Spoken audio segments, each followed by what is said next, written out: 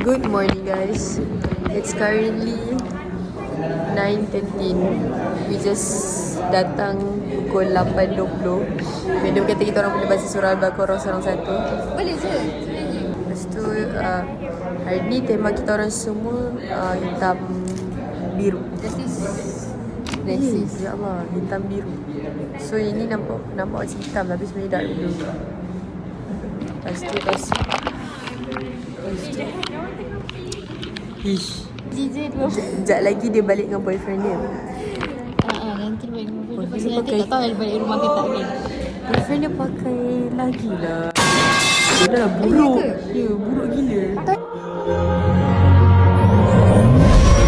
Aku berlutut. So sekarang ni So di tepi cikgu sebab malu. Sama. Oh, DJ sebagai apa ni?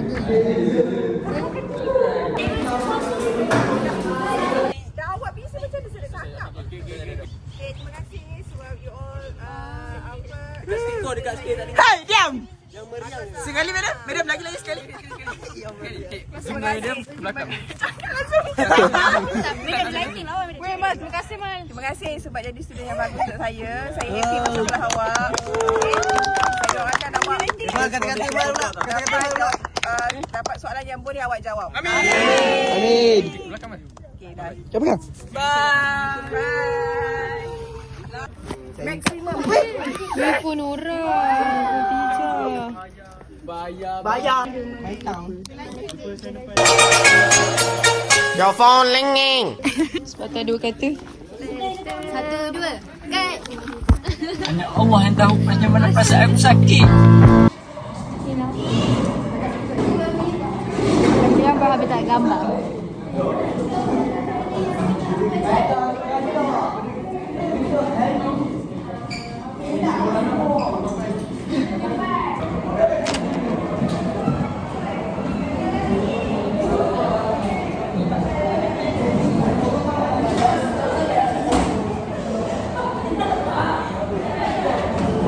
Round 1.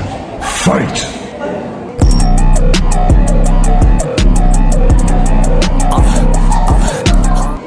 Round 2.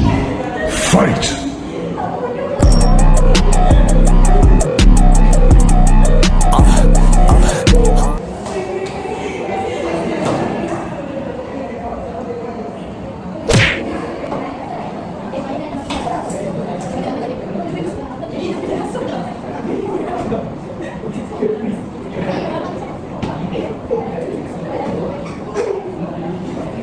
Sebenarnya aku tidur tadi pasal aku kena jawab soalan.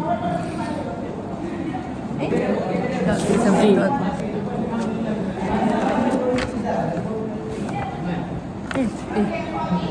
Astagfirullah. Ikut Farisha. Tada. Tengah peluk adik-adik. Adik-adik kau lah. Guys, aku nak balik rumah guys. Dia rindu adik dia guys. Balik habis lah final cepat. Aku nak balik lah. 2 minggu tak balik. 10 hari semua.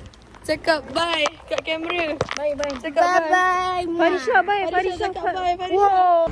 Jangan lupa like, share, subscribe. Share kat kawan-kawan, dekat grup-grup family, dekat mana-mana. Tunggu ada lain kali. Zoom.